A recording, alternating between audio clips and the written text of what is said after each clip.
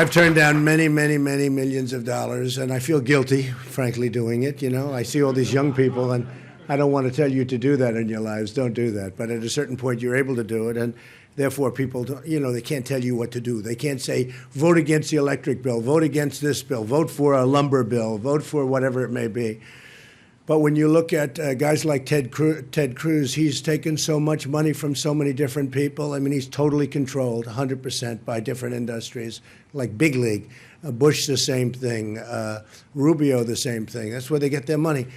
And they will be totally controlled, and there's not a damn thing you're going to be able to do about it, and you'll never understand it. You'll never know it. But I understand it, I guess, better than anybody. I've never met people like politicians. They are the most dishonest people I've ever met. And no, really. I mean, really. And I think, Jeb is just Jeb. But this guy, Ted Cruz, is the most dishonest guy I think I've ever met in politics. And you saw it the other night during the debate. I did well in the debate. A lot of people said I won that debate. But when I walked in, it was like my wife was clapping, my kids were clapping.